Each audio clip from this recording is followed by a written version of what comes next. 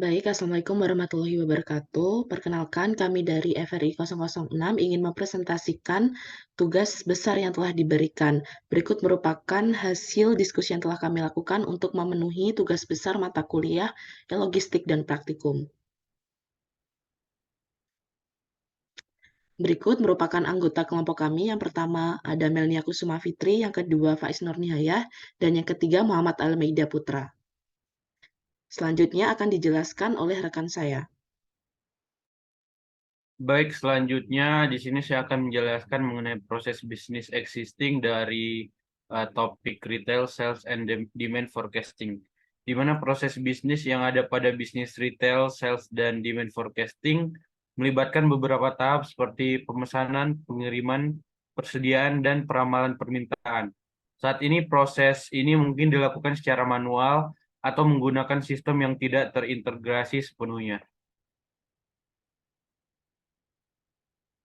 Baik, di sini merupakan salah satu referensi dari proses bisnis perusahaan retail maupun sales, di mana di sini terdapat setidaknya 7 komponen yang mendukung terbentuknya proses bisnis ini. Di antaranya ada outcome atau luaran, ada customer, ada aktor, objek, event atau kejadian, activity, dan juga decision point atau titik pengambilan keputusan. Di mana nantinya hubungan antara komponen utama ini dapat dijelaskan ataupun menjadi penghubung antara komponen-komponen lainnya.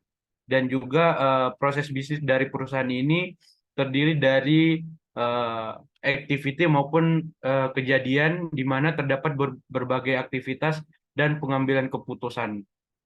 Mungkin akan dijelaskan oleh teman saya.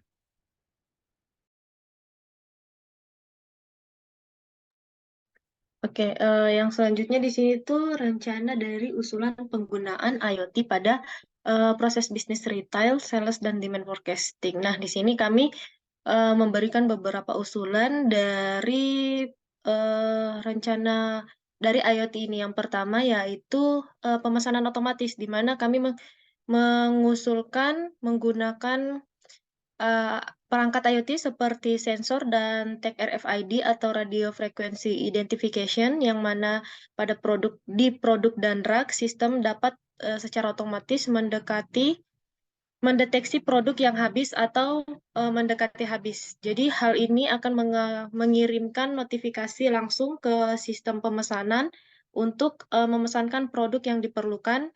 Dengan adanya pemesanan otomatis, ketersediaan stok dapat dapat dijaga dengan lebih efisien. Yang kedua, usulan yang dapat kami berikan yaitu pemantauan persediaan, di mana sensor IoT ini dapat digunakan untuk memantau persediaan secara real time. Jadi, informasi persediaan yang terus-menerus dapat diperbarui, dapat membantu dalam perencanaan persediaan yang lebih akurat lagi dan menghindari kekurangannya atau kelebihan dari stok pada barang di gudang. Kemudian sistem ini juga dapat memberikan notifikasi saat persediaan mencapai titik peringatan atau saat ada produk yang mendekati tanggal kadaluarsanya.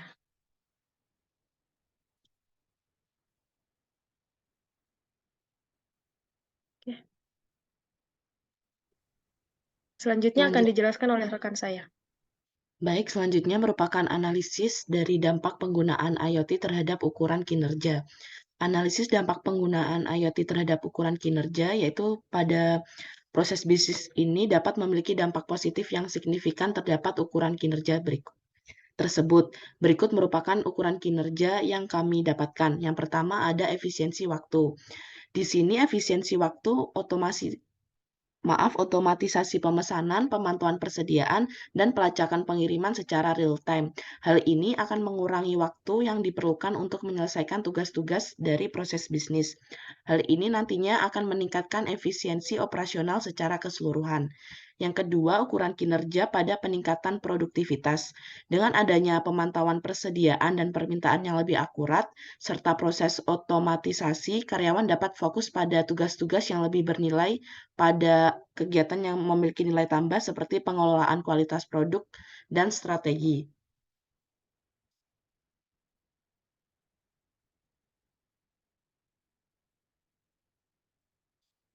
Mungkin cukup sekian presentasi yang dapat kami sampaikan. Apabila ada kurangnya, kami mohon maaf. Wassalamualaikum warahmatullahi wabarakatuh.